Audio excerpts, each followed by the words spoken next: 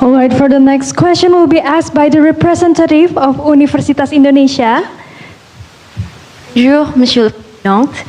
Je suis Faiza, je suis étudiante au département français de l'Université Indonesia. Permettez-moi de vous poser une question en anglais. What is France doing to solve the war in Ukraine? Merci beaucoup.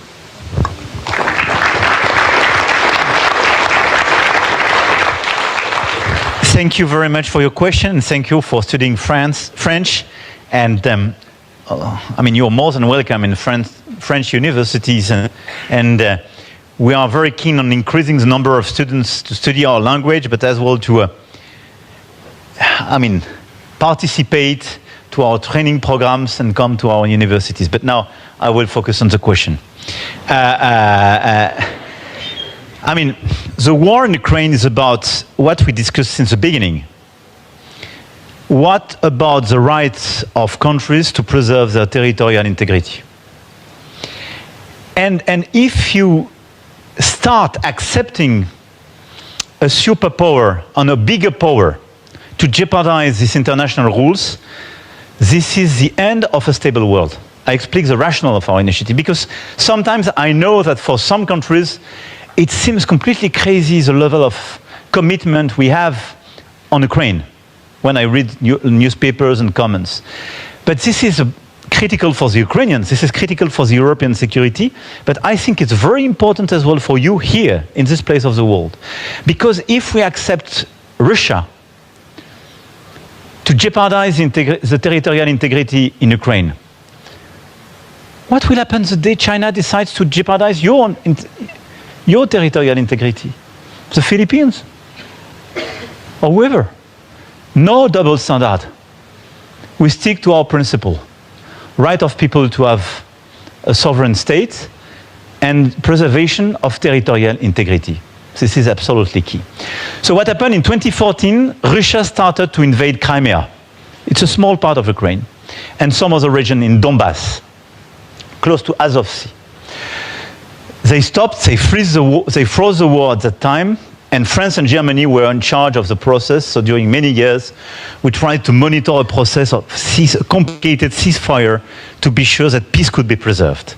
And in February 2022, right after COVID time, if you remember, the world was a little bit shaky.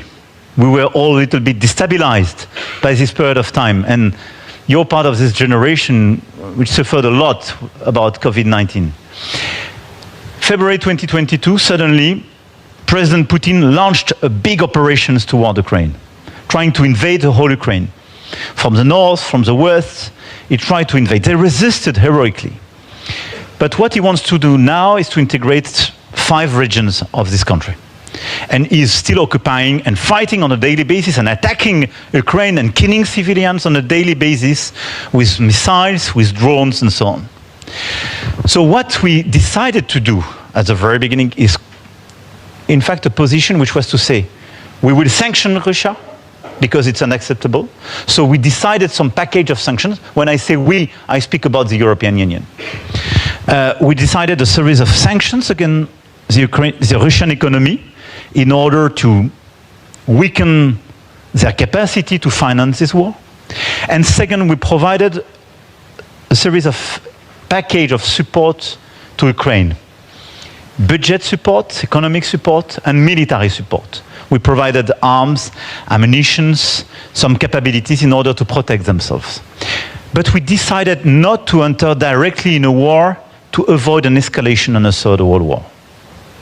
And I think it was reasonable. Since February 2022, the Ukrainian people and the Ukrainian army, demonstrated, such a bravery. They resisted. So many civilians and soldiers were killed, but they killed a lot of Russian soldiers, and they do resist. But we are at a critical moment where we have to stop this war, because on a daily basis you have a lot of losses on both sides, and a lot of civilians, by the way, are killed.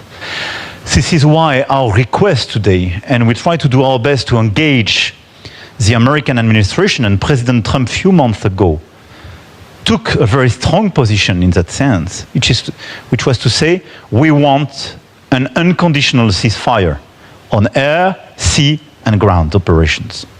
So we do support this approach. And President Zelensky, even if he's the one who were invaded, accepted this unconditional ceasefire. Now, the problem is that Russia refuses this unconditional ceasefire.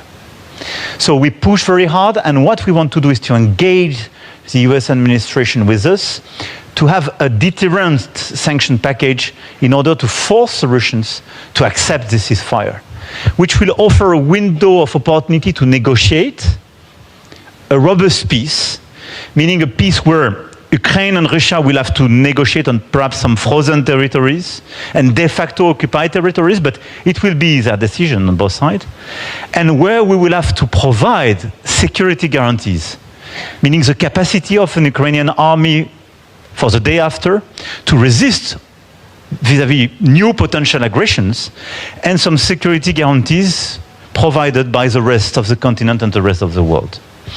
Because now we know from experience that there is no guarantee provided by Russia, because they betrayed their words and their commitments several times. And if we just leave alone Ukraine with a so-called peace, they will be invaded in 2, 3, 4 years' time. So here is exactly what we are trying to do.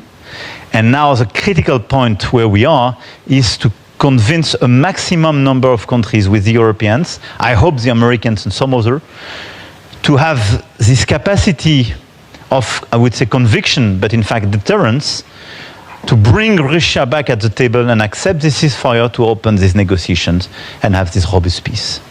As long as we don't have this robust peace, we will maintain our support to the Ukrainians. But the responsibility taken by Russia is enormous.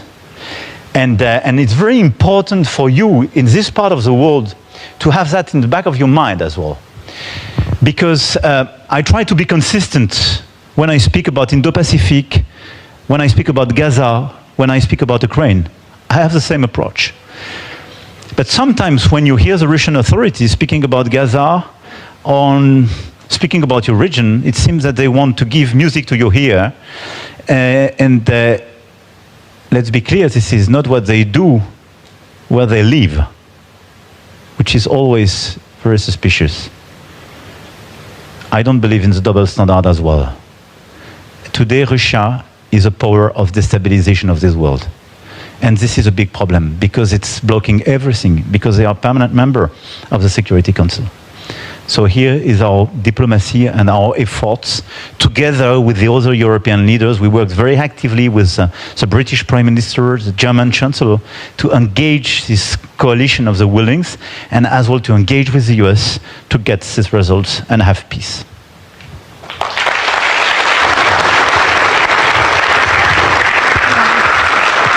All right, thank you so much, Monsieur le Président, for the really wonderful answer.